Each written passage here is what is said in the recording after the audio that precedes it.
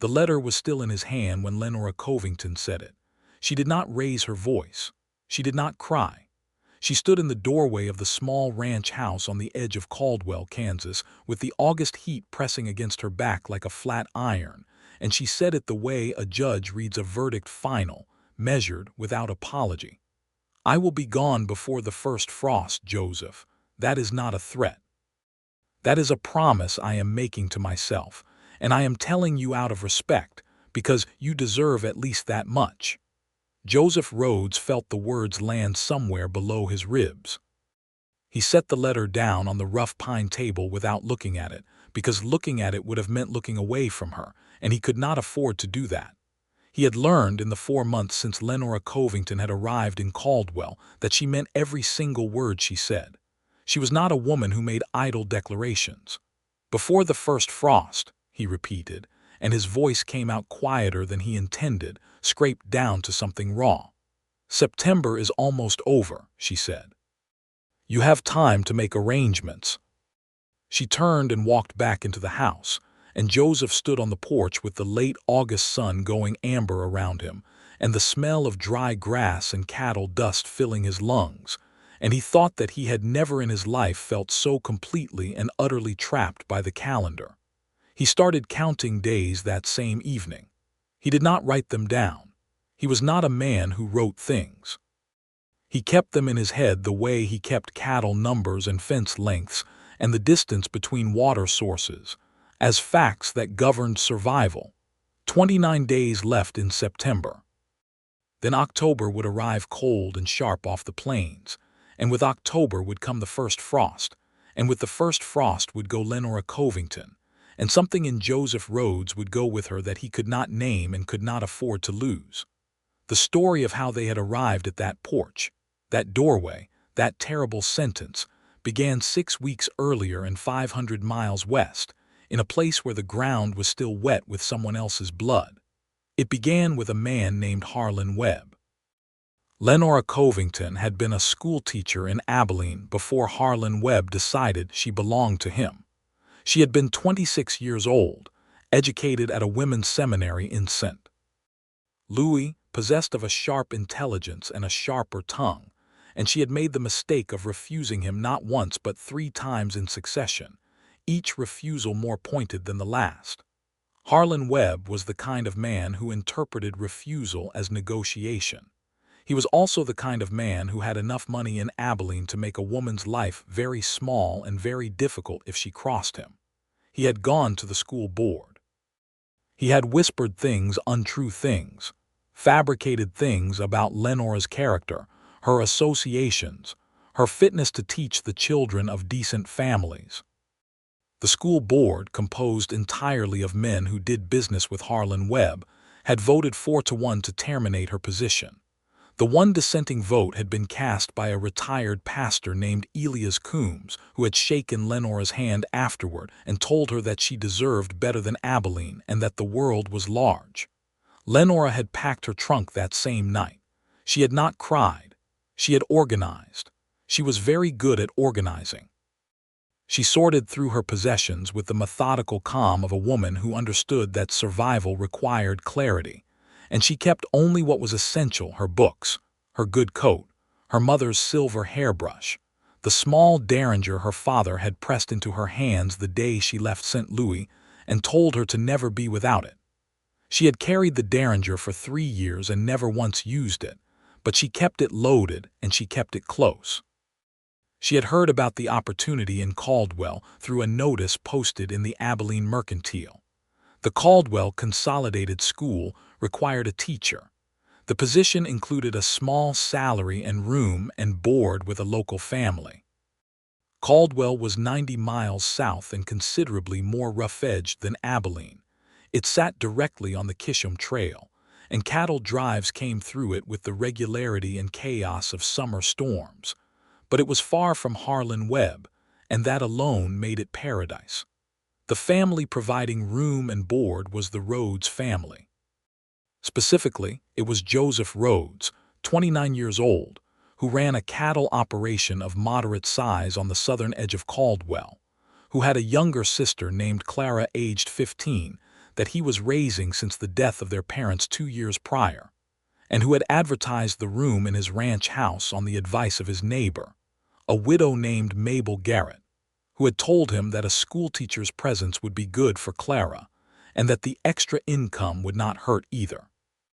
Joseph Rhodes had not been looking for a woman.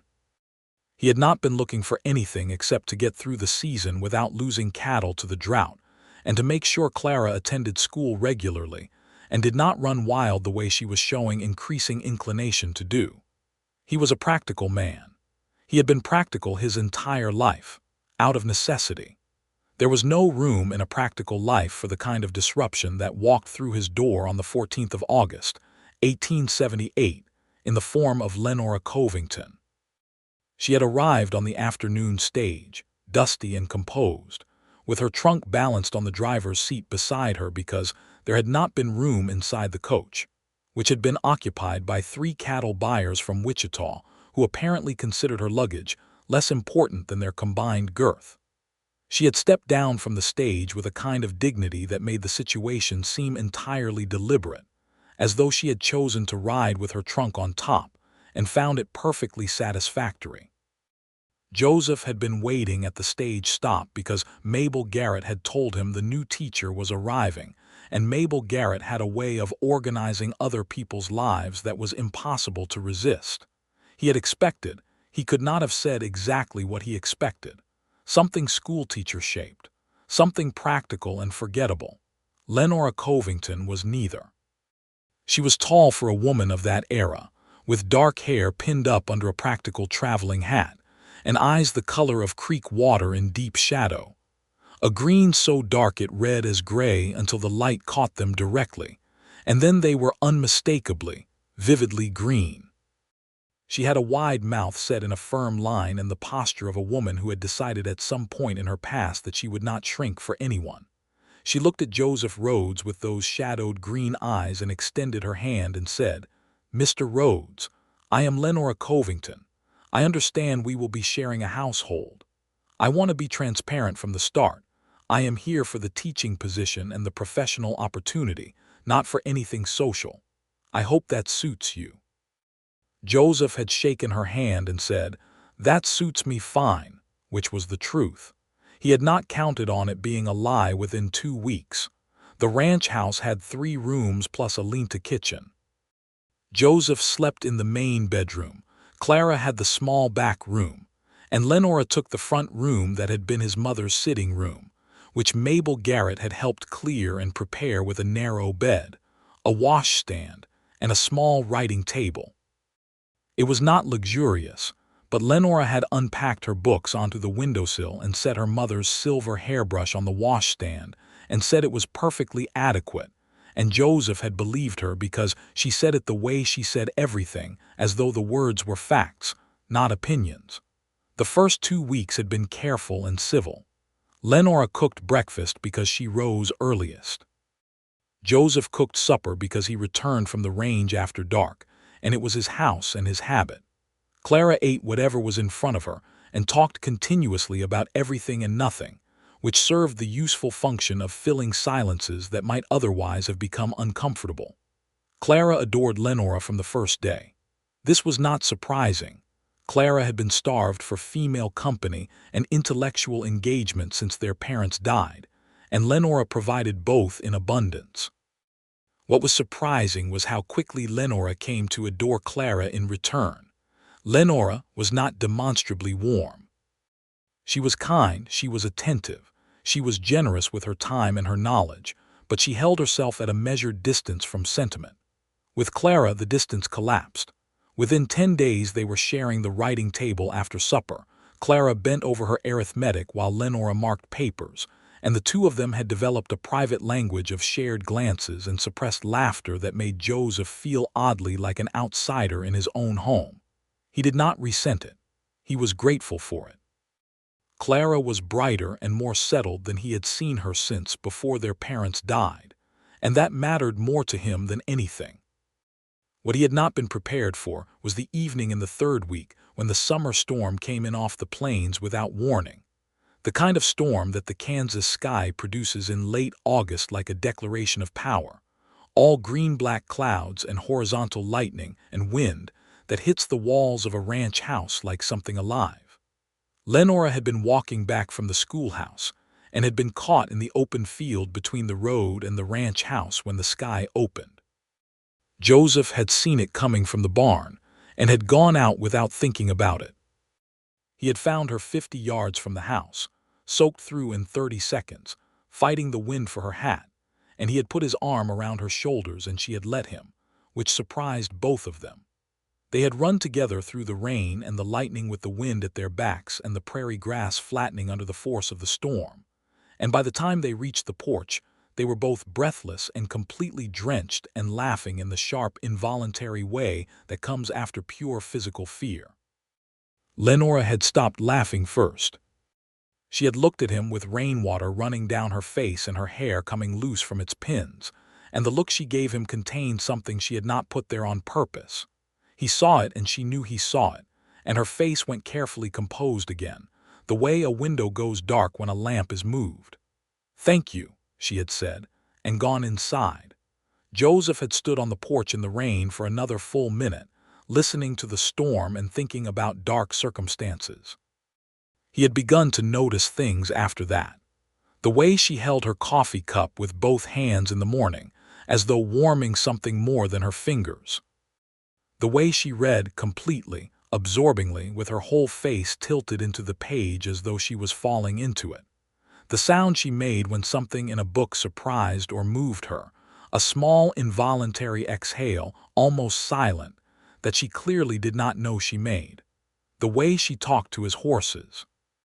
She had no reason to go to the barn, but he had found her there twice in the early evening, standing at the stall door of his bay mare, speaking quietly, and the mare had her head down and her eyes half closed in the particular expression of a horse that is being genuinely comforted.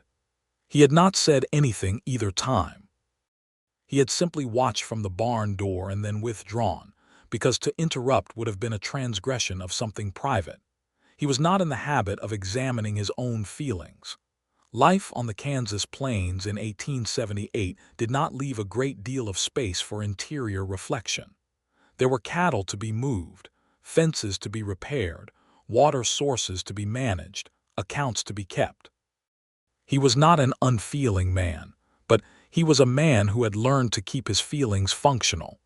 They were useful insofar as they motivated action, and dangerous insofar as they led to poor decisions. He had watched his father make decisions based on feeling and lose a third of the herd to a bad investment, and spend 2 years recovering from it. Joseph had decided at 17 that feeling and doing were separate enterprises, and that confusing them caused suffering. Lenora Covington was making it very difficult to maintain that separation.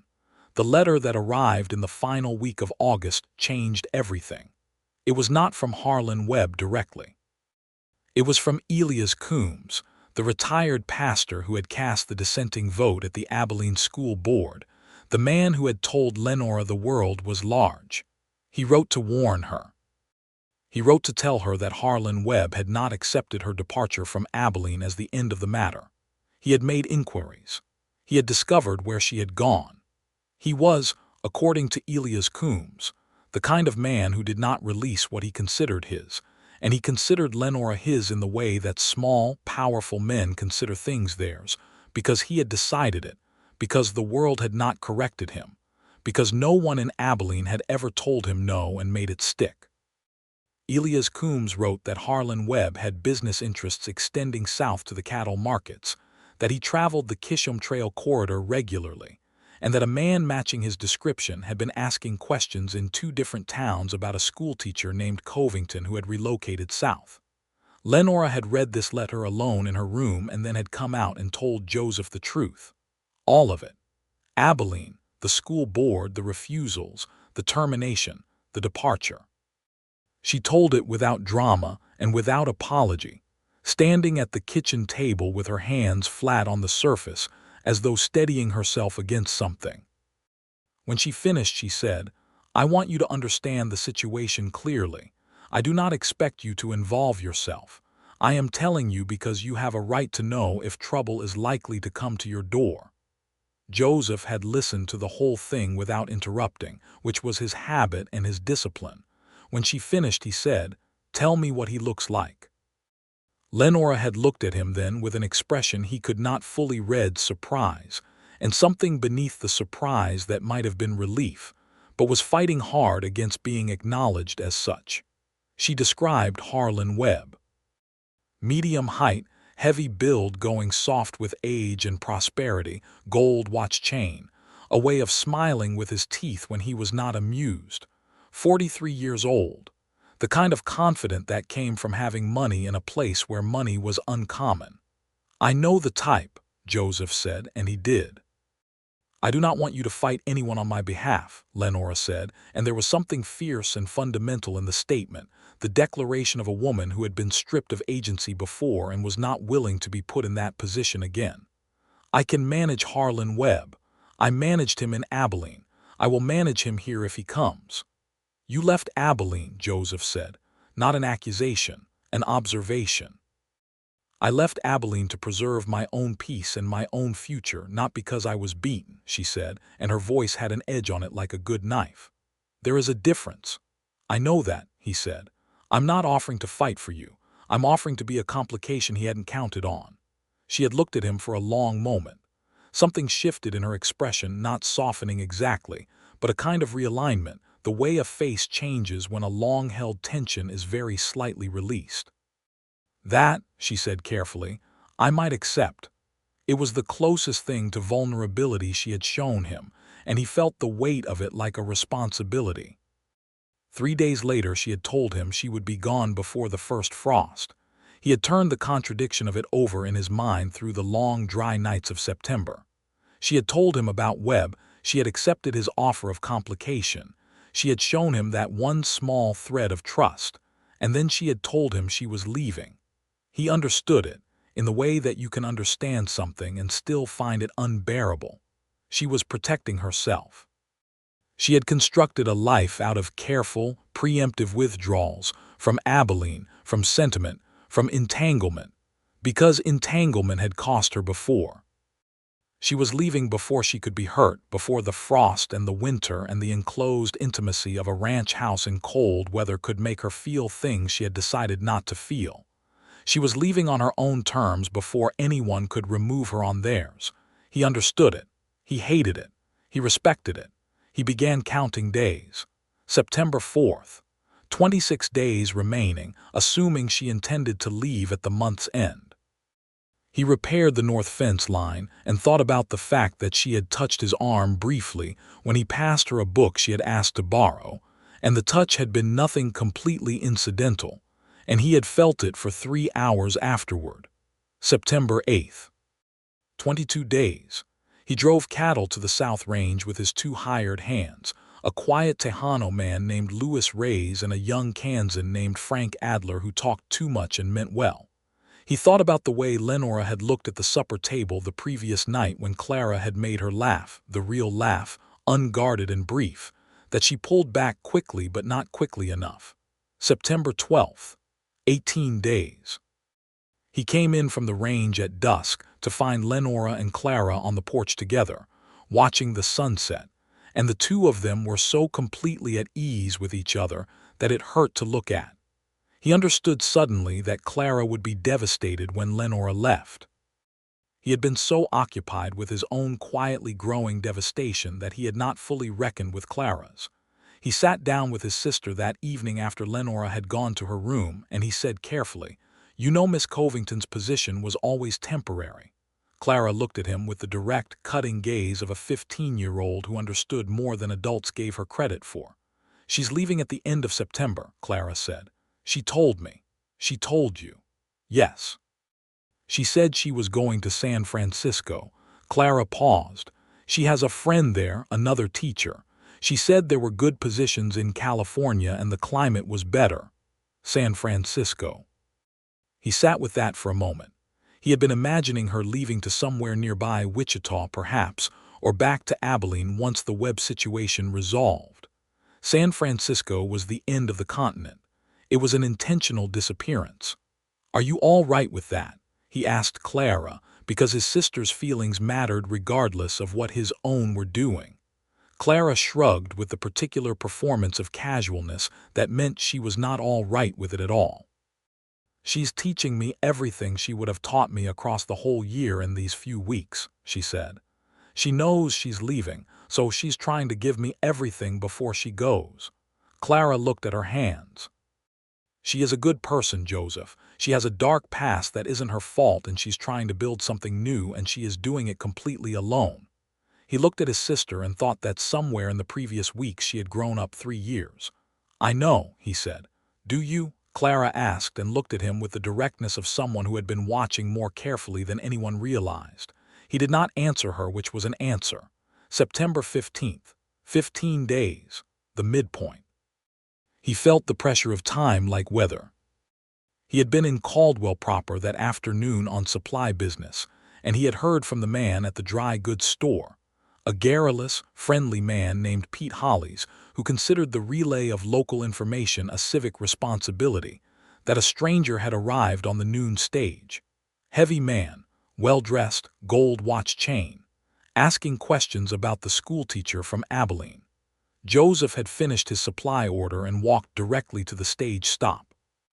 Harlan Webb was standing in front of the hotel, which was also the saloon, which was the only establishment of its kind in Caldwell capable of accommodating a man who expected a certain level of service. He was exactly as Lenora had described him: heavy, prosperous, wearing a smile that did not reach his eyes. He was talking to the hotel proprietor with the ease of a man who assumed all conversations would eventually go his way.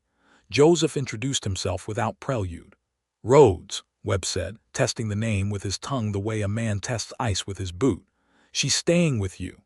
Miss Covington is boarding at my ranch while she fulfills her teaching contract," Joseph said. "Standard arrangement." "She's a woman with a complicated history," Webb said, and the smile stayed fixed. "I've come to offer her a way to resolve her situation, employment protection. She may have given you a particular account of our relationship, but I assure you the story has more than one side." "She gave me a clear account," Joseph said. "I don't have questions about the facts." "You're a cattleman," Webb said, still pleasant, still smiling. "You understand the value of an asset. You understand when something belongs in a particular place." "I don't traffic in people," Joseph said, "so that particular analogy won't work on me." Something moved behind Webb's eyes. The pleasantness thinned. "Tell her I'm here," he said. "No," Joseph said and walked away. He told Lenora that evening.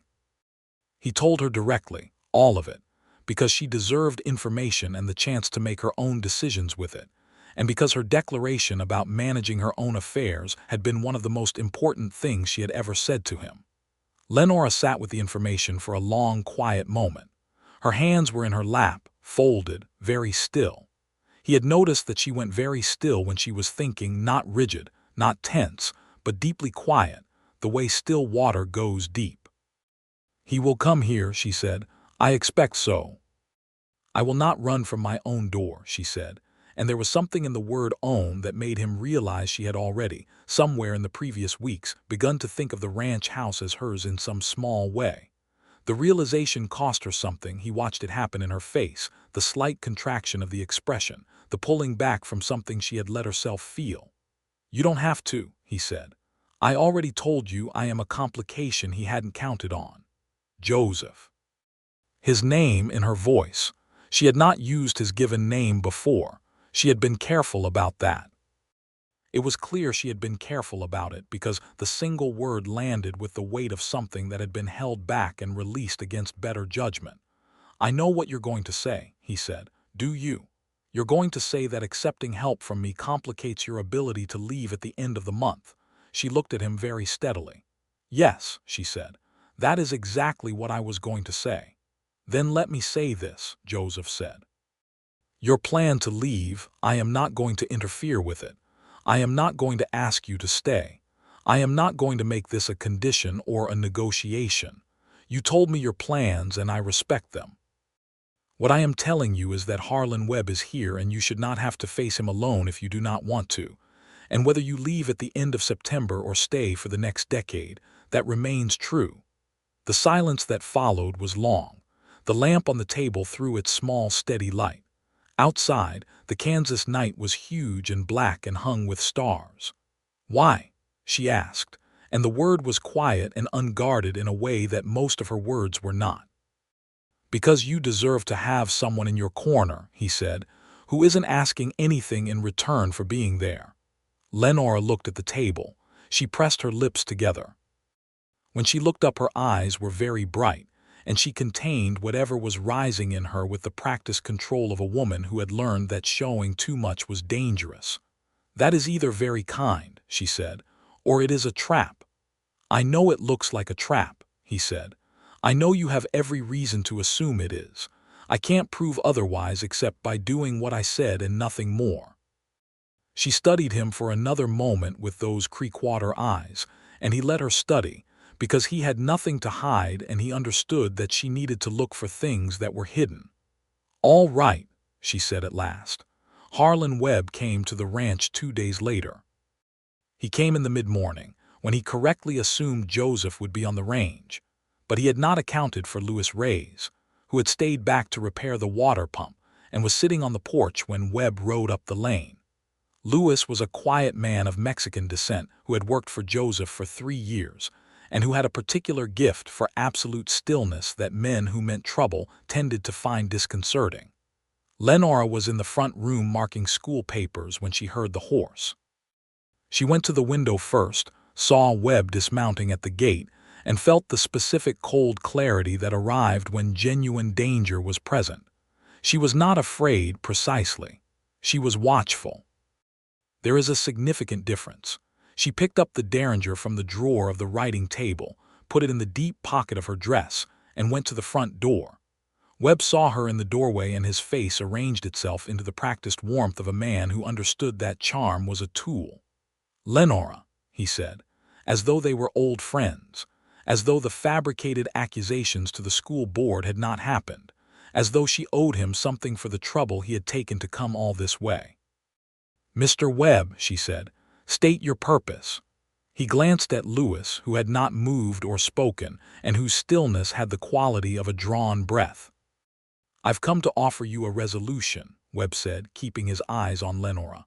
"I've come to apologize for the misunderstanding in Abilene and to offer you your position back. The school board made a hasty decision. I have influence to reverse it." "The misunderstanding," Lenora said. "Things were said that were not entirely accurate," he said. "I regret that. You told the school board that I was a woman of loose morals and unsuitable character," she said. "Those were deliberate lies told in retaliation for my refusal to entertain your courtship. There was no misunderstanding. There was a calculated act of cruelty, and now you have followed me across 2 counties to offer me a remedy for the wound you yourself inflicted. You will understand why I do not find that generous." Webb's smile did not leave his face, but it changed in quality. It became the kind of smile that is not about warmth at all. "A woman in your position," he said, "has limited options. I am offering you a good one." "I have a position," she said. "I have options.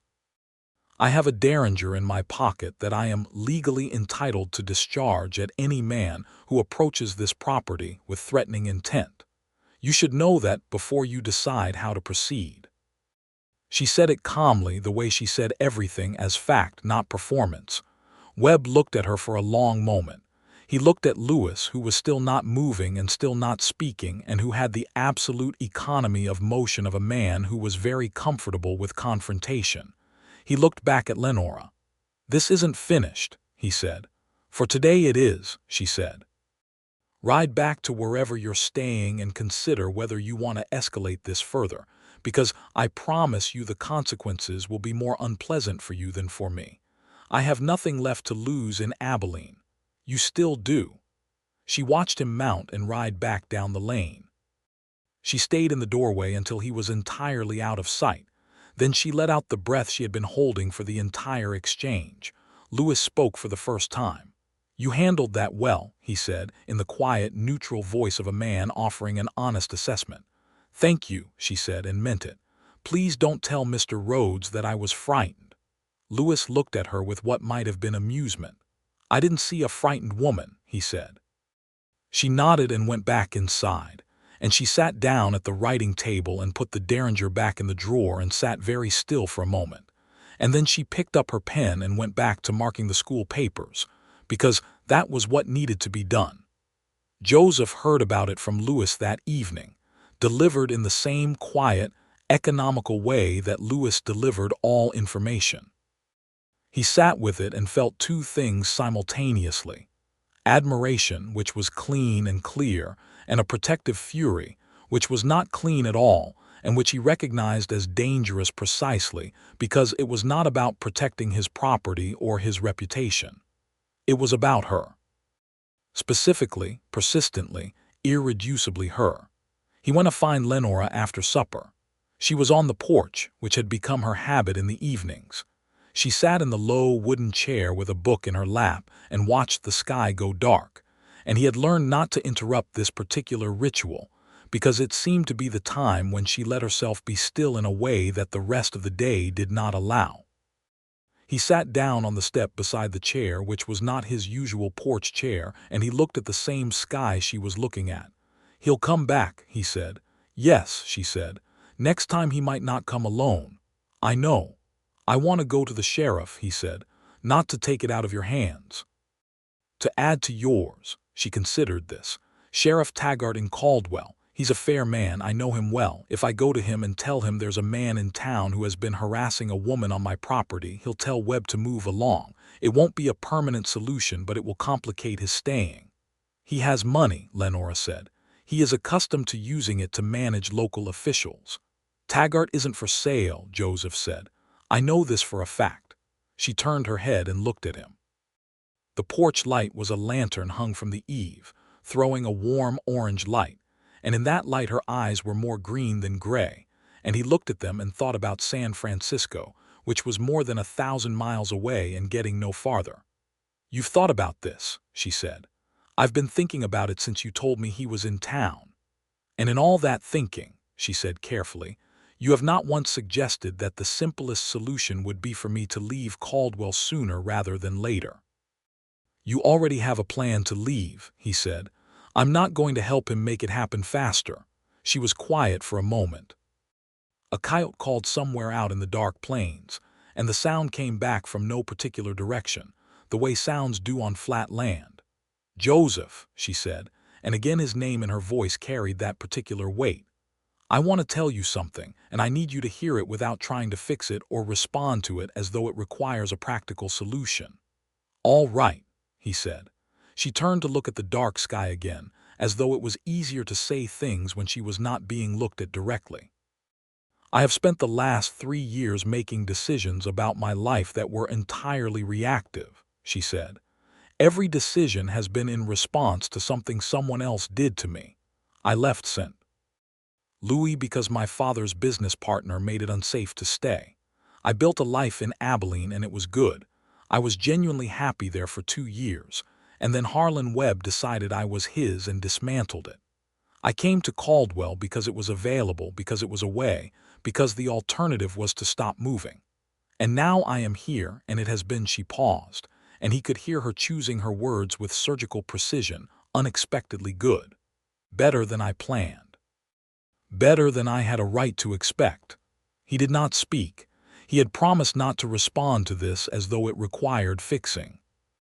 "I am going to San Francisco," she said, "because it is the first decision I have made in 3 years that is entirely forward. Not away from something, toward something.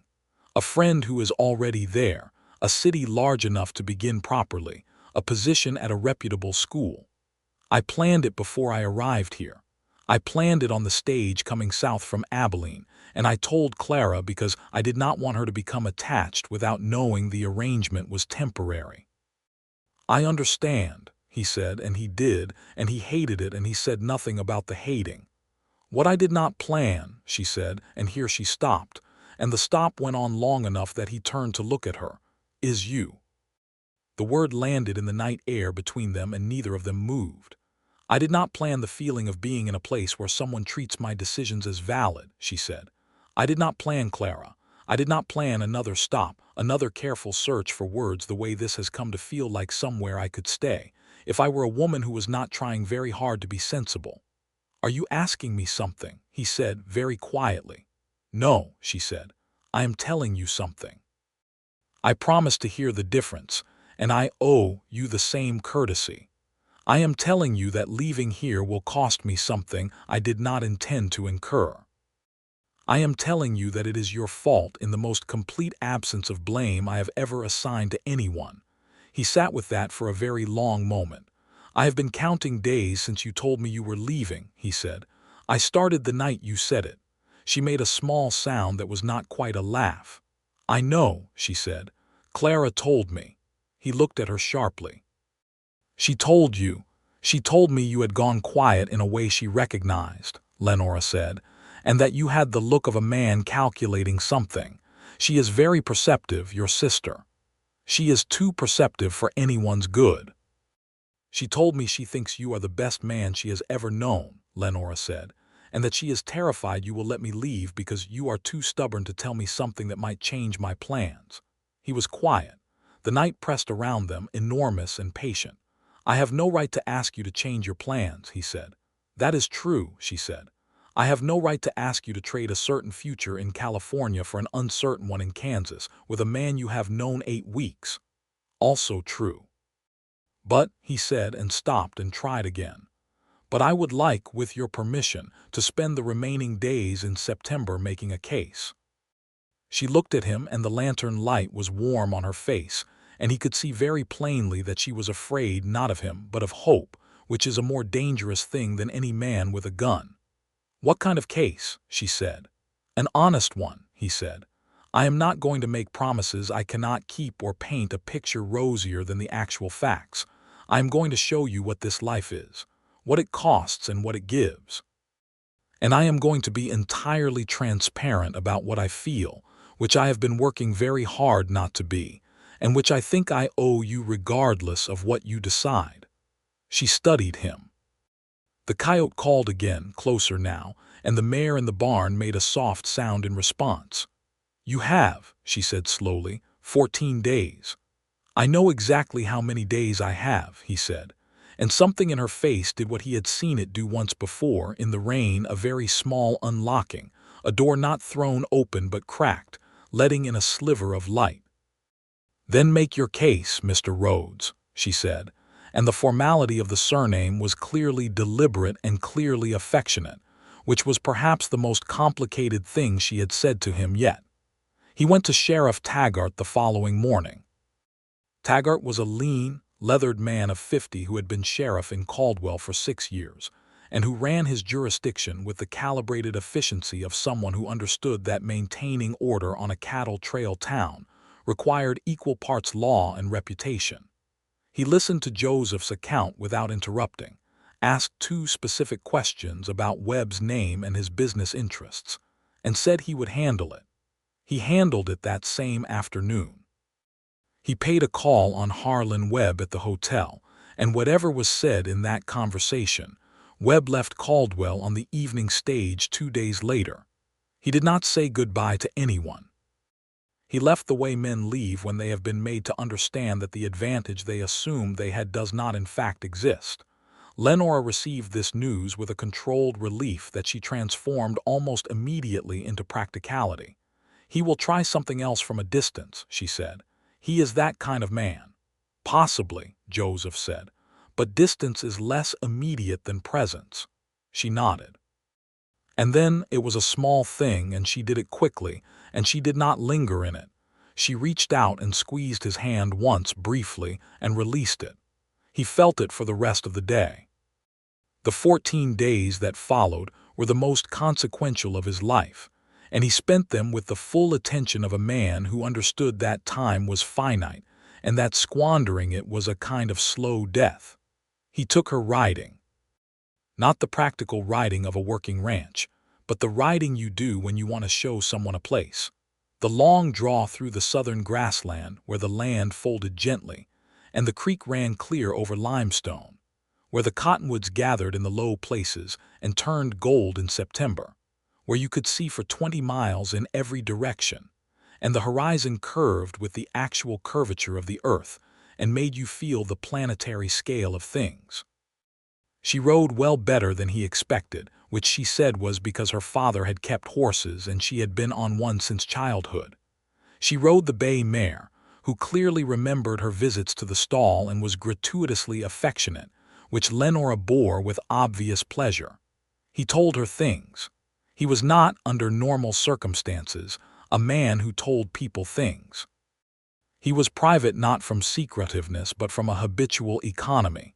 He said what was necessary and assumed the rest was self-evident.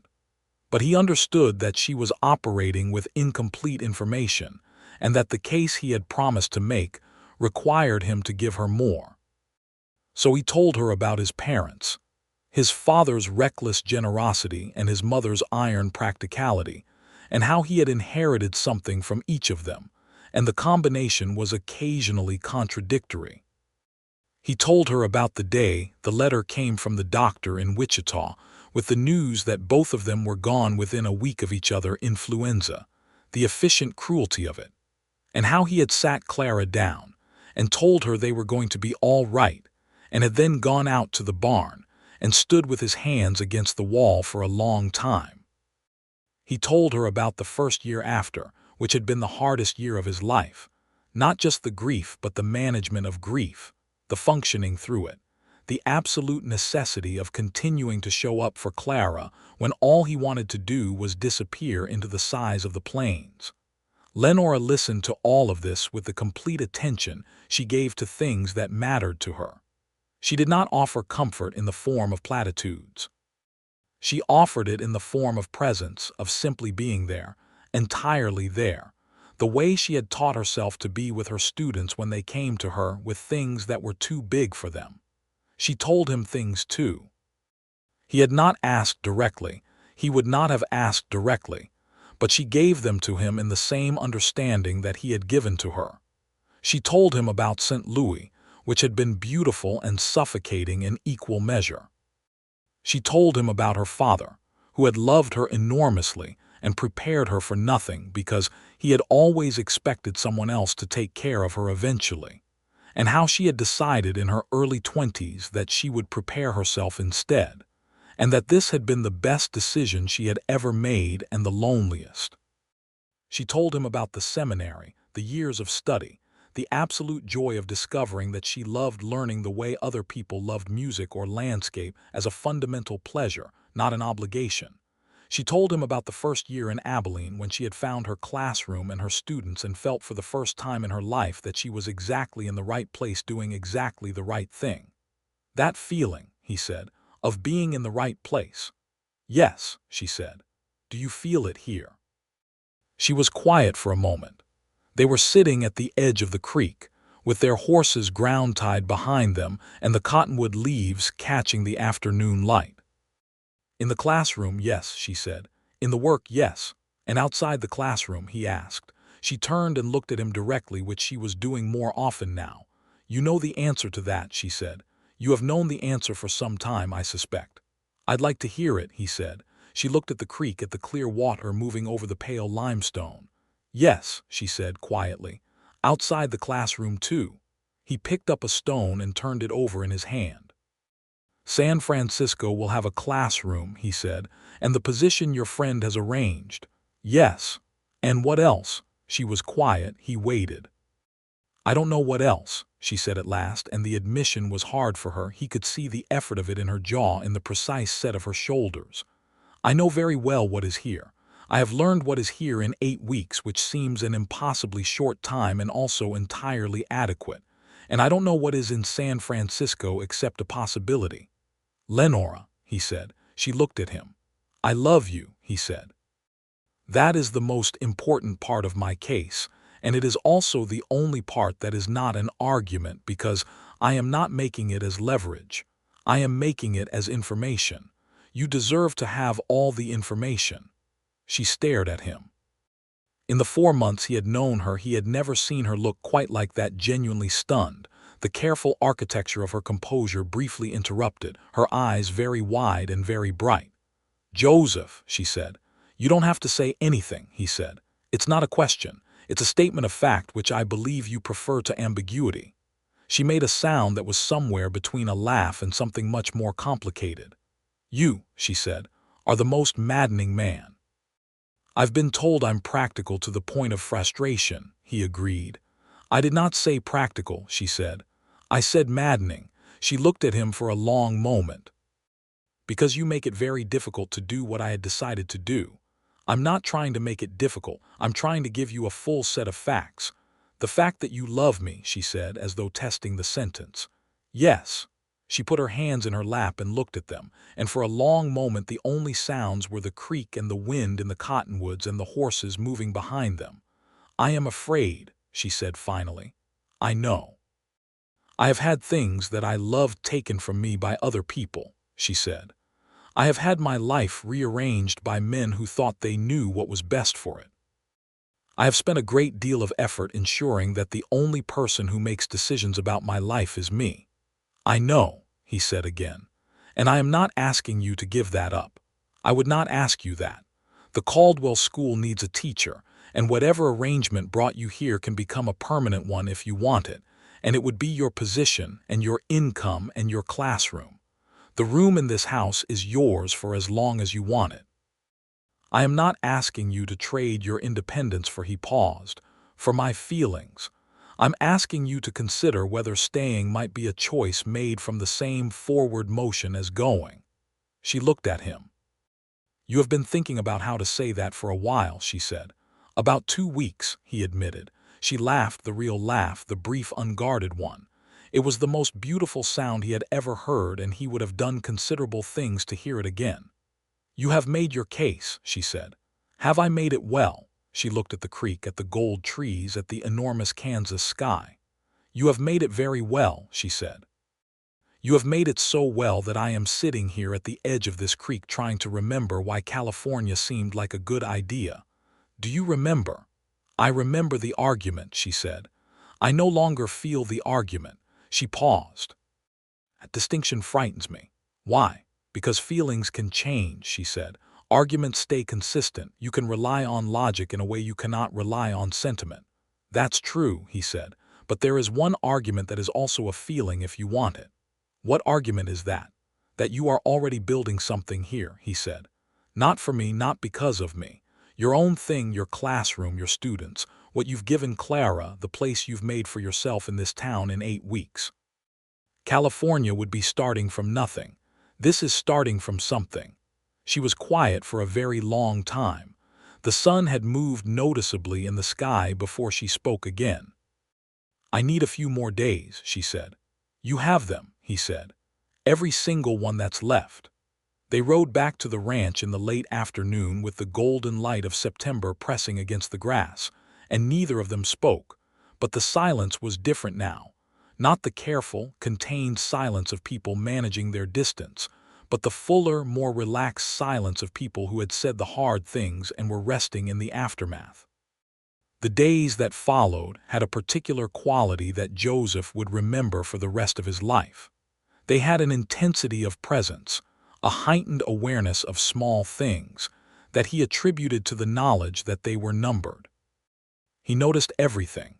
The sound of her moving in the kitchen in the early morning while he was still in his room, the particular cadence of her footsteps, the smell of the coffee she made, and the fact that she made it strong, which he had told her once he preferred, and she had maintained without comment. The evenings when she sat with Clara at the table, and the sound of their voices overlapping, and the specific warmth that filled the house when the two of them were in it. He also noticed the small changes in how she moved around him.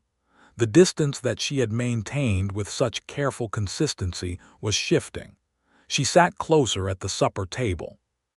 She met his eyes more readily and held them longer before looking away. She asked his opinion on things she had previously decided alone: what to do about the student who was falling behind, whether a particular repair to the schoolhouse could wait until spring, whether Clara's increasing interest in botany was something that should be encouraged. She asked not because she needed his answers, but because she wanted his presence in her thinking. He understood the significance of this. He understood it, and he did not press it. On the 24th of September, 5 days before the month's end, something happened that changed the texture of everything.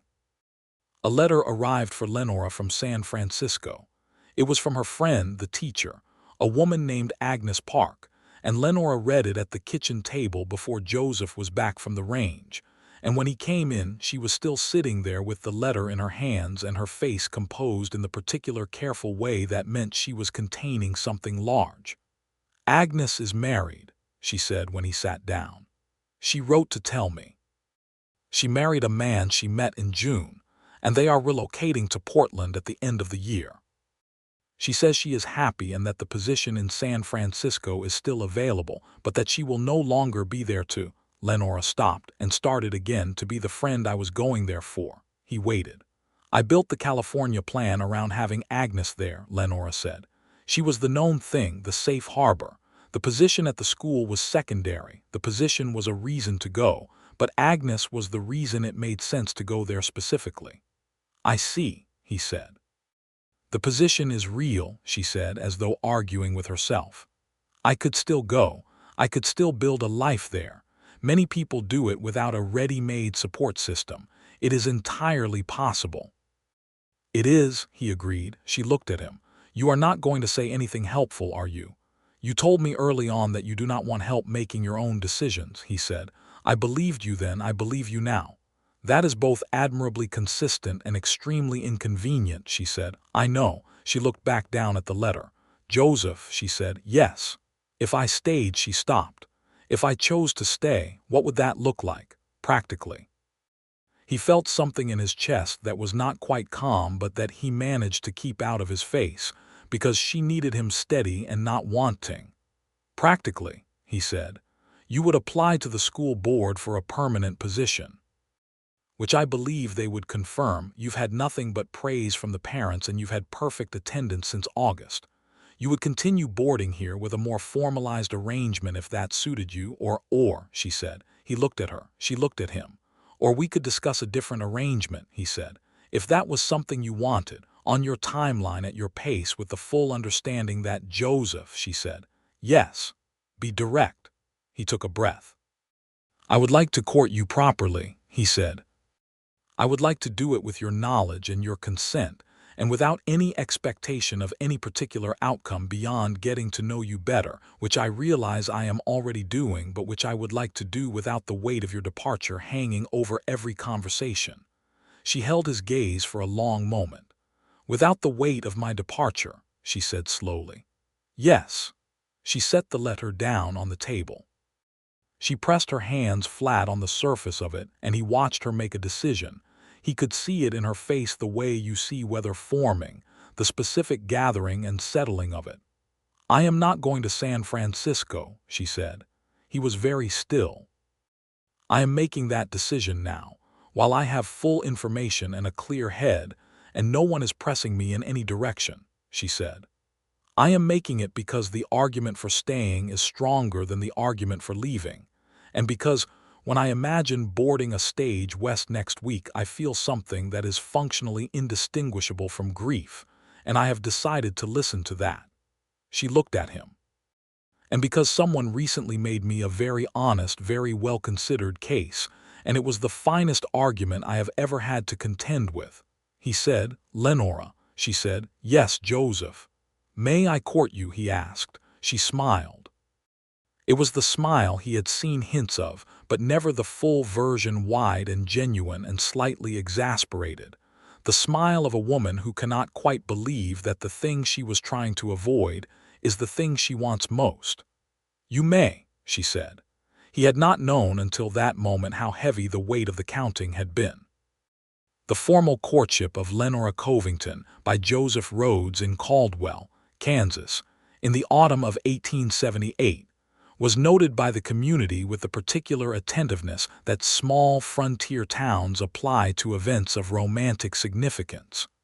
Mabel Garrett claimed to have predicted it from the first week and regarded its development as a personal achievement. Clara, who had known it would happen since the second week and had been waiting with pointed patience, declared victory in the only way a 15-year-old can declare victory over two adults who had been too stubborn to see what was obvious, by saying absolutely nothing and smiling about it constantly. Joseph was not a demonstrative curter by the standards of the era's etiquette manuals, but he was attentive in the particular way that Lenora had learned to recognize and value. He brought things, not flowers, because it was October now and flowers were scarce, but things he thought she would find interesting. A piece of limestone with a fern fossil pressed into it that he had found while repairing the south fence line. A catalog from a St. Louis bookshop that Pete Hollies at the dry goods store had ordered and never picked up. A carefully transcribed list of the birds he had seen on the ranch since August, because she had mentioned once that she had tried to learn them and found the names appealing. She received each of these things with the concentrated attention she gave to things that mattered, and she gave him things in return the particular attention of her conversation, which was like being spoken to by someone who assumed you were intelligent and interesting, and did not feel the need to simplify anything. The shared evenings on the porch that became longer as October grew colder, until they were sitting with a blanket between them and the stars of the October sky brilliant above the plains and the smell of distant frost beginning to threaten the air. It was on one such evening in the second week of October that Lenora first kissed him. She had been talking about something, one of the books she was reading to the class, a passage she had found particularly right, and she had turned to look at him mid-sentence to gauge his reaction to it, and whatever she saw in his face when he was looking at her made her stop mid-sentence and look at him with that particular expression he had been watching her manage and contain since September. She leaned forward and kissed him, briefly, carefully, with the full intentionality of a woman who does nothing by accident. When she pulled back, she looked at him with that same steady directness. "I have been thinking about doing that for some time," she said. "How long?" He asked because he was also a person who wanted accurate information. She considered. "Since the night we ran through the storm," she said, "although I had much better sense then." "You had more departure planned," he said. "Yes," she said. "That too." He kissed her then properly, fully, with all the accumulated weight of the September counting and the 14 days and the creek in the cottonwoods and every small careful thing that had built between them since August.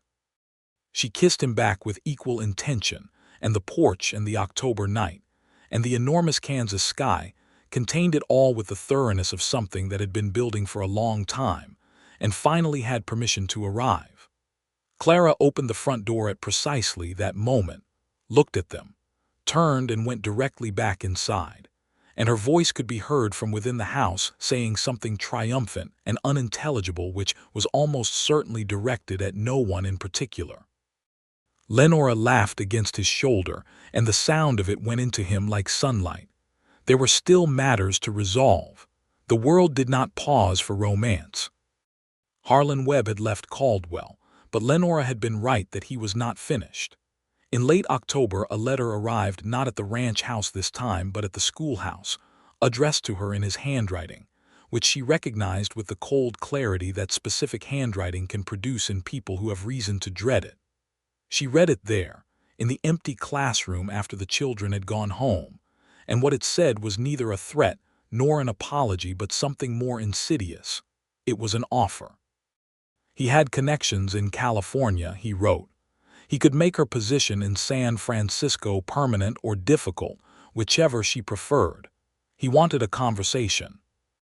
He was suggesting that her refusals had been based on a misunderstanding of what he was actually offering. She folded the letter, put it in her coat pocket, and walked to Sheriff Taggart's office directly. Taggart read the letter with the flat attention of an experienced lawman, asked her if she had kept the previous correspondence from Coombs warning her of Webb's intentions, which she had, and then wrote 2 letters himself. One to the sheriff of Abilene, outlining the documented pattern of harassment, and one to Webb's known address, informing him that any further contact with Miss Covington in any form would be treated as criminal harassment under Kansas statute, and that Taggart would be pursuing this characterization aggressively with the full support of the evidence in hand. "He's a man who doesn't expect real consequences," Taggart said when he was done. "When real consequences appear, men like that tend to look for softer targets." Lenora thanked him. She told Joseph that evening, showing him the letter and Taggart's response, handling it with the same clear-eyed practicality she brought to every difficulty. He watched her manage it and felt the particular admiration of a person watching someone they love operate at their full capacity. "How are you?" he asked, when she had finished describing the exchange with Taggart. She considered the question seriously, which was another thing he loved about her. She did not dismiss it. "Angry," she said, "but the anger is clean. It's not fear anymore. I stopped being afraid of Harlan Webb when I stood in that doorway with the Derringer in my pocket and watched him understand that he had miscalculated. The anger is what remains when the fear leaves." "Good," he said. "Good. Clean anger is a fine thing to have," he said. "It means you're not carrying the fear anymore." She looked at him. "You understand things," she said, not with surprise but with the warm certainty of someone who has confirmed something they suspected. "Occasionally," he said. The matter of Harlan Webb closed itself in November, when word came from Abilene that he had been brought before the county commissioner for separate irregularities in his business dealings, irregularities that had apparently been accumulating for some time, and which his campaign against Lenora had made multiple people less inclined to overlook. His social standing in Abilene contracted. He did not write to Caldwell again. When Lenora heard this, she sat quietly for a moment and then said, "Elias Coombs must have had something to do with that." And there was a warmth in her voice when she said his name that was the warmth of someone remembering a debt of gratitude they had not yet been able to pay. She wrote Elias Coombs a long letter that evening, which she did not share the contents of, but which took her some time to write, and which she sealed with a particular careful satisfaction. November in Caldwell came with the first frost exactly where the calendar said it would, a white morning in the first week, the grass standing stiff and silver at dawn, the water in the horse trough sheeted with thin ice that Joseph broke with his boot heel in the cold dark before sunrise. He came inside to find Lenora already up, already making coffee, standing at the kitchen window watching the frost-covered ranch in the gray early light. He stood in the kitchen doorway and watched her watching it. She heard him and turned, and she looked at him with those green-gray eyes, and something in her expression was quietly, completely triumphant. "First frost," she said. "First frost," he agreed. "I am still here," she said. "You are," he said. She poured 2 cups of coffee and handed him one. He took it and stood beside her at the window, and they looked at the frosted world together, and neither of them said anything more for a while, because nothing more needed to be said. She had told him she would leave before it, and she was standing in his kitchen in November, and the fact of it was large and warm and entirely sufficient. The courtship continued through the winter. The Kansas winter of 1878 to 1879 was severe, not unprecedented, but serious, with multiple ice storms and stretches of days where the temperature did not rise above freezing, and the work of the ranch contracted to its essentials. Joseph's hired hands, Louis and Frank, remained in the bunkhouse and took turns with the cold weather chores, and the ranch house became a tighter, more enclosed world. In this enclosure, the love between Joseph and Lenora grew with the particular intensity of things that develop in confined spaces. They were together more, not by design but by weather, and the proximity that had been carefully managed in summer became unavoidable in winter, and what had been carefully avoided became simply present. They talked more. They read together in the evenings, which was a pleasure of the simplest and most absolute kind.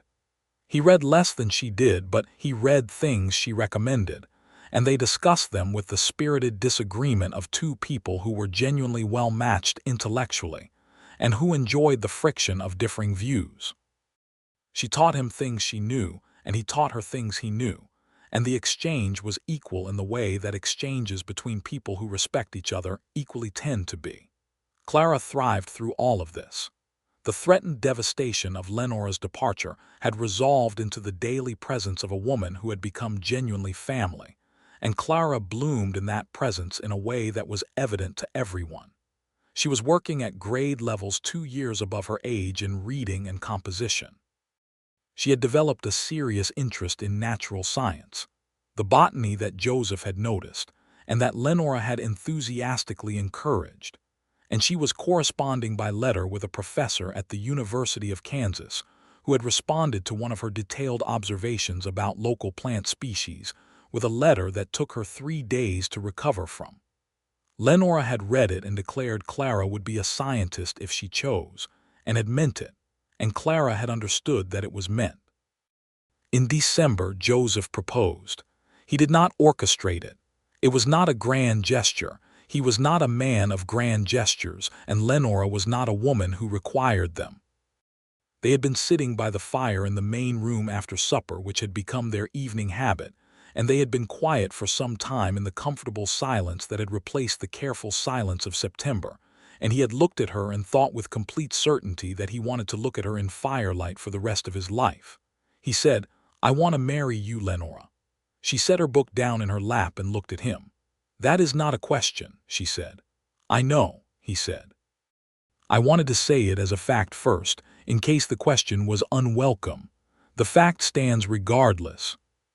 She held his gaze for a moment, and he held it back, and between them passed the full accumulated weight of 4 months: August, September, October, November, December, the summer and the autumn and the first frost and all the days in between.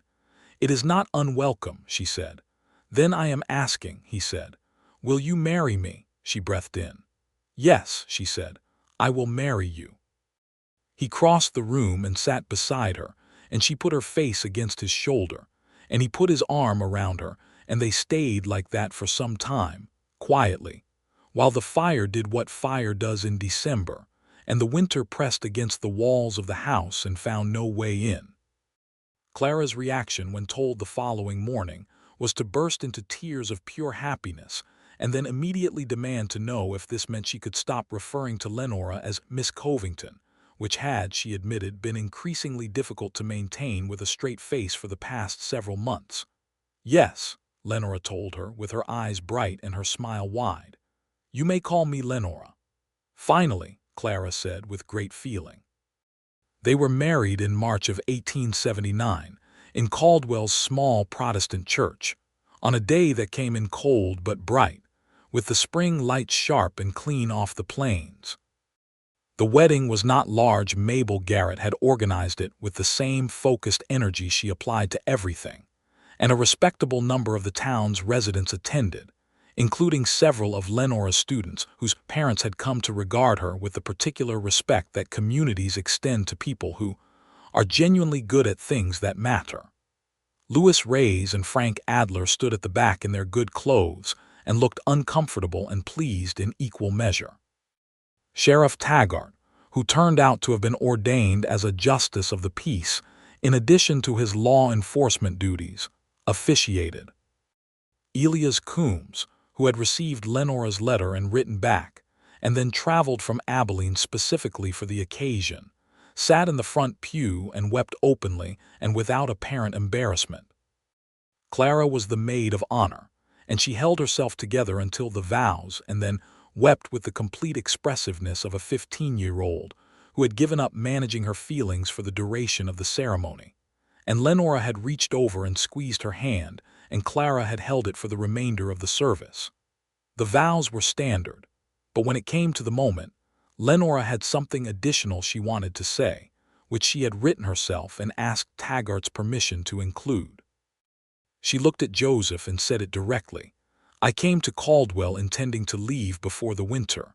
I built every intention around departure because departure had been the only constant I could rely on. I am not departing. I am arriving. This is my home, and you are the reason I know the difference. I will love you for the rest of my life, not as the end of a journey but as the beginning of one I am glad with my whole heart to be taking." Joseph, who was not a man who made speeches, said only, "Every day since September I have been grateful that the frost took its time. I will spend the rest of my life making sure you never have reason to regret staying." Taggart pronounced them married, and the church was warm and the light was March, and it was entirely sufficient. The year that followed was the year of building things. Lenora's permanent teaching contract was confirmed by the school board in January and renewed in the following spring without discussion. She had, in the course of a single academic year, transformed the Caldwell School from a poorly organized, underattended operation into something the town was genuinely proud of. Attendance was up. The oldest students were working at grade levels that would have been considered ambitious for much larger schools, and 2 students had expressed ambitions to continue their education beyond the primary level, which was notable in a town where most children were expected to be working by 12. Joseph's ranch had a good year. The spring cattle prices were favorable, the summer rains were better than the previous year, and a deal he had been negotiating for additional grazing land to the south came through in August, expanding the operation significantly. He hired a 3rd man to replace Frank Adler, who had gone north to Wyoming with aspirations toward his own spread, and the new hire, a quiet, competent man named Samuel Dewey, who had recently arrived from Tennessee, fit into the operation's rhythm without difficulty. The ranch house was extended in the summer, a proper addition, built by Joseph and Louis and Samuel over the course of 6 weeks, that added a 2nd bedroom and a proper study where Lenora could keep her books and her papers, and have a door to close when she needed concentration.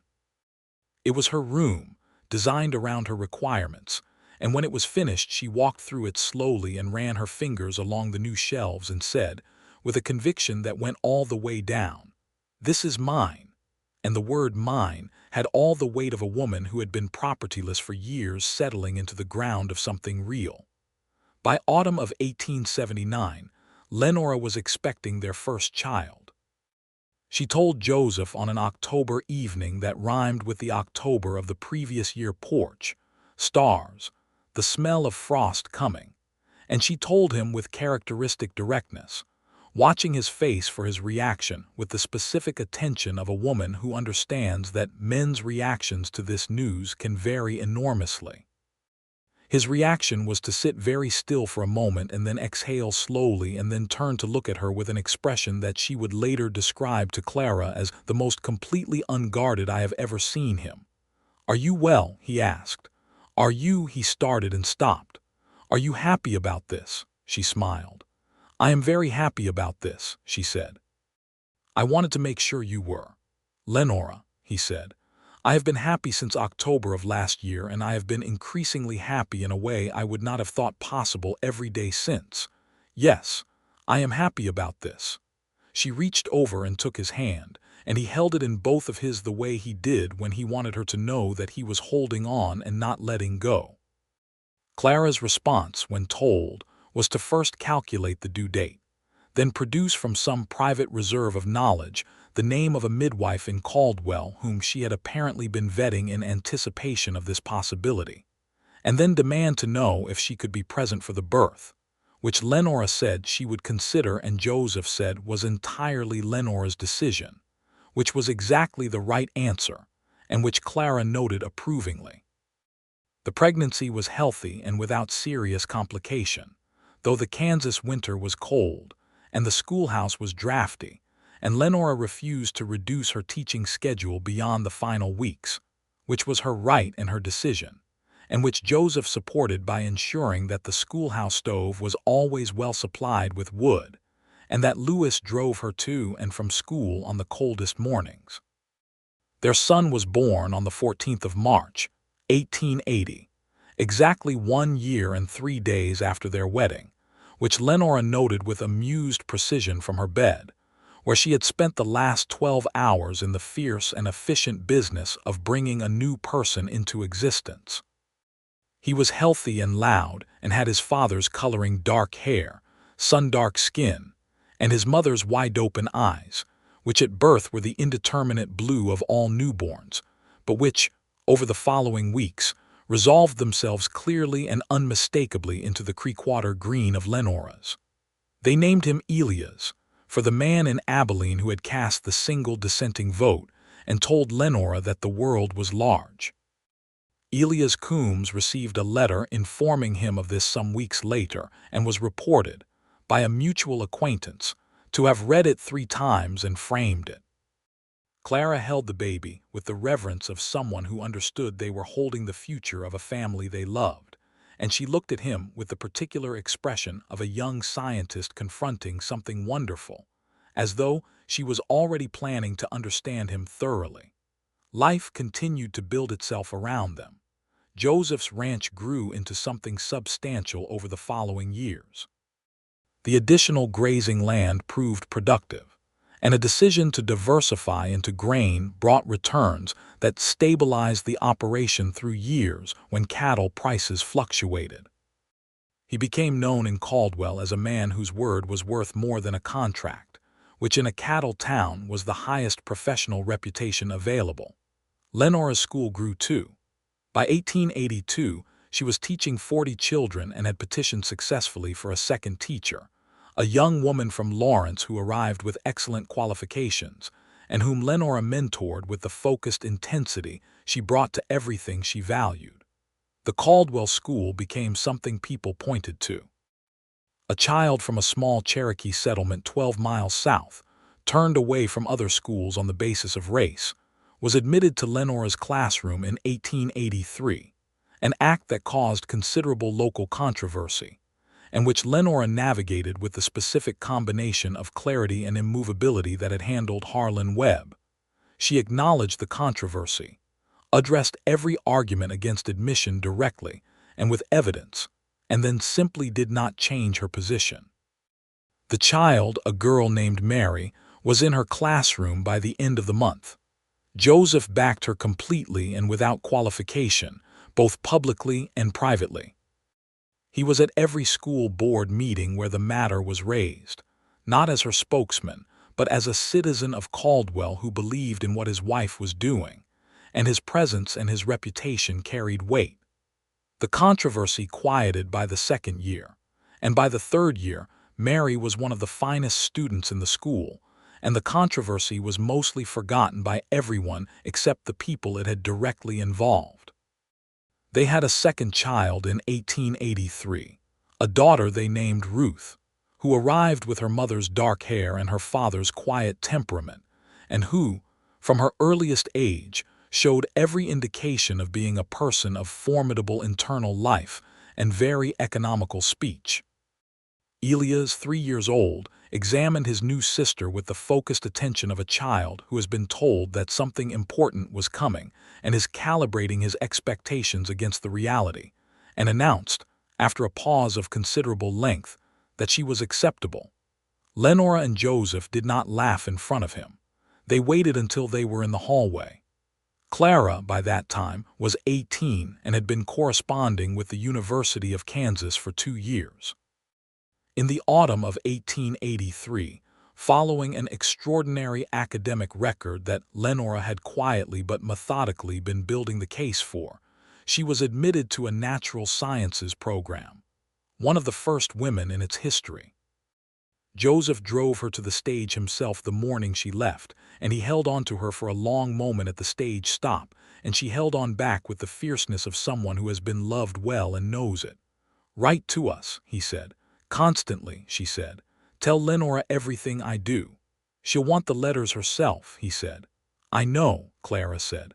"I'll write to you separately so you can talk about me behind my back." She got on the stage and Joseph watched it pull away and felt the specific gravity of things that are right and also hard. Lenora met him at the gate when he came home, and she knew what it had been, and she did not try to minimize it or fix it. She simply stood with him at the gate for a while, watching the road. "She is going to do extraordinary things," Lenora said. "I know," he said. "She had good people behind her," she said. He looked at her. "You did more for her than I did these last few years." "We did it together," Lenora said simply. "That's the point." He put his arm around her and she leaned into his side, and behind them the ranch was warm, and the children were inside with Samuel Dewey's wife, who had taken on a comfortable role as the occasional caretaker of the Rhodes children, and the October sky was doing what the October sky does, going enormous and gold and quietly astounding. "I was counting days," he said. "Last October, when the frost came and you were still here." "I know you were," she said. "Do you know what I thought the morning of the first frost?" She tilted her head up to look at him. "What did you think?" "I thought, she's still here, and I haven't made my whole case yet, and she's still here." He paused. "And I knew then that I was going to spend whatever time it took." "You had already made your case," she said. "You made it at the creek in September. I just needed to stop arguing with it." "You were very good at arguing with it." "I have had considerable practice arguing with myself," she said. "You were just more persuasive than usual." "Than who usually?" She smiled. "Than the part of me that was afraid," she said. "You were more persuasive than my own fear, which I want you to understand is a significant achievement." He kissed her temple, and she turned and kissed his jaw, and they stood at their gate in the October light, and the world they had built together was behind them and around them and entirely real.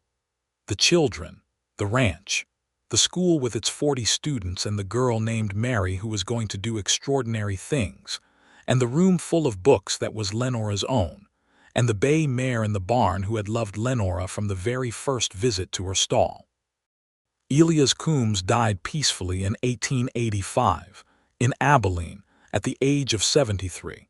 And a letter came to Caldwell from his daughter informing Lenora of his passing, and telling her that in his last years he had kept her letters in the drawer of his writing table, and had shown them to people with the pride of a man who believes he contributed to something good. Lenora sat with this news quietly for an evening and then wrote back a long letter to his daughter describing, in the kind of detail that only a good writer can sustain, what his single dissenting vote had started, what it had given her, what it had led to, the full cascade of consequence from that one act of decency in a room full of small men. Clara came home from the university in the summer of 1886, finished with her program and burning with plans, and she spent 2 weeks at the ranch during which she did not stop talking about vegetation surveys and soil composition, and the possibilities of the Great Plains grasslands. And she played with Elias and Ruth, with the absolute engagement of someone who loves children more than she will admit. And she sat on the porch with Joseph and Lenora in the evenings, and the three of them talked the way people who have built something together talk, with the ease of known history and the pleasure of futures still being planned. "Are you happy?" Lenora asked her on the second-to-last evening. Clara sat with the question. She had inherited over the years some of Lenora's habit of answering questions honestly rather than automatically. "Yes," she said, "completely. I am doing exactly what I was meant to do." She looked at the stars. "I used to think that was impossible, that you did the thing that needed to be done and you made it enough. I didn't know you could actually find the thing." She paused. "You taught me that." Lenora shook her head. "You found it yourself. I just gave you the vocabulary." "Same thing," Clara said, and smiled the smile of a woman who knew perfectly well it was not the same thing, and that saying so was its own kind of gift. A third child came in 1887, a son they named Thomas, known from his earliest age as Tom, who had Lenora's energy and Joseph's stubbornness, and who combined these qualities into a personality of extraordinary persistence that was simultaneously exhausting and magnificent. He was the child who took apart everything to see how it worked and who always, against reasonable expectation, put it back together correctly. He was also the child who followed Joseph everywhere from the age he could walk, and who considered his father the central fact of the universe, a devotion that Joseph bore with the particular warmth of a man who had not known how much he wanted to be somebody's entire world until he was.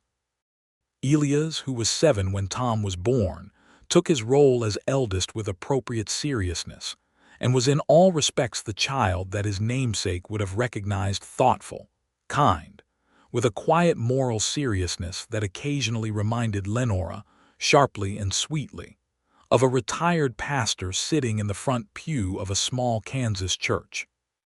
Ruth, the middle child, occupied that position with surprising equanimity. She was the child who kept the peace, not from weakness but from an instinct for understanding what people needed that she had apparently arrived with fully formed.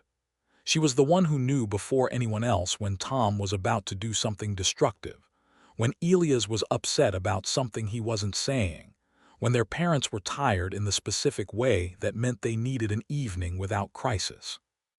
She managed all of these things with the economy of speech that had characterized her from birth, and with a quiet effectiveness that the whole family relied on without quite acknowledging. The year 1888 brought two things. The first was a letter from a school in Topeka offering Lenora a position as the superintendent of the county school system, a significant administrative role that would have required relocation. She read it, considered it seriously, discussed it with Joseph for several evenings with the full analytical rigor that she brought to real decisions, and then declined it, not because she was asked to. Because the calculation came out clearly, what she was doing in Caldwell was already the thing.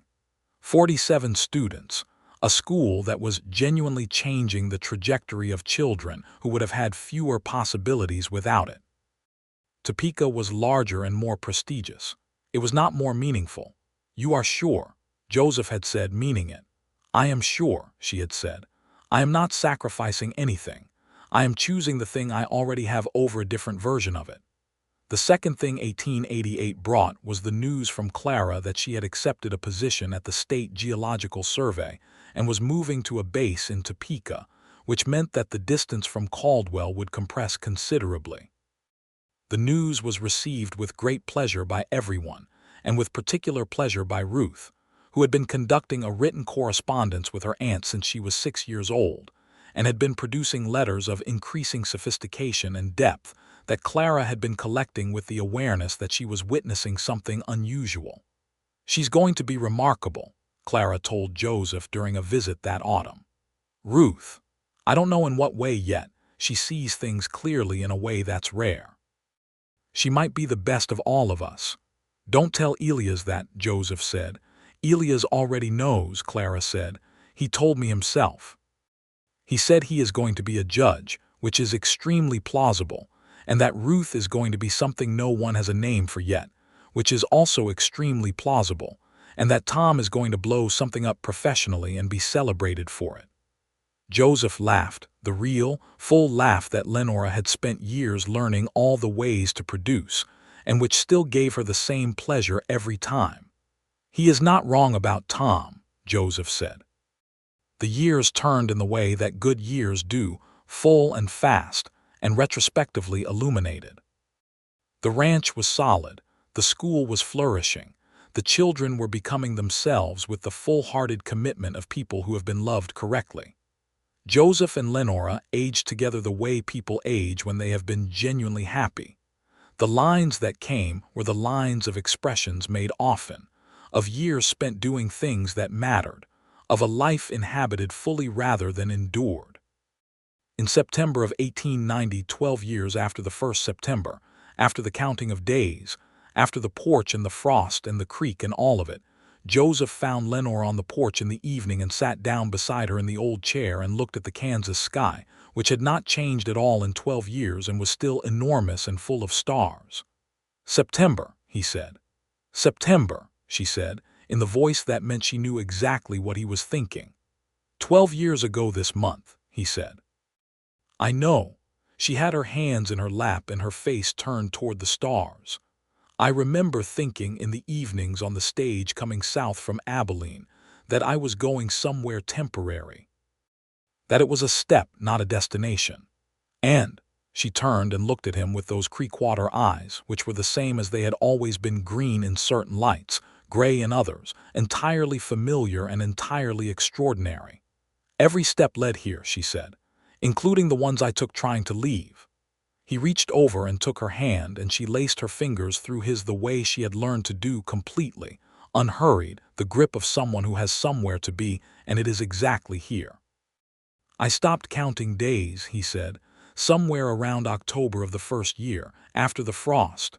"Good," she said. "They were all accounted for." She paused. "We made good use of them." "We did," he said. The night was large and patient around them, the same night that had held their first conversations and their difficult ones, the same sky under which she had told him she was leaving, and under which he had counted days like a man counting water in a drought. The ranch behind them was full of the sounds of a working place at rest, the horses in the barn, the distant sounds of the bunkhouse, the muffled voices of children in the house who should have been asleep and were not.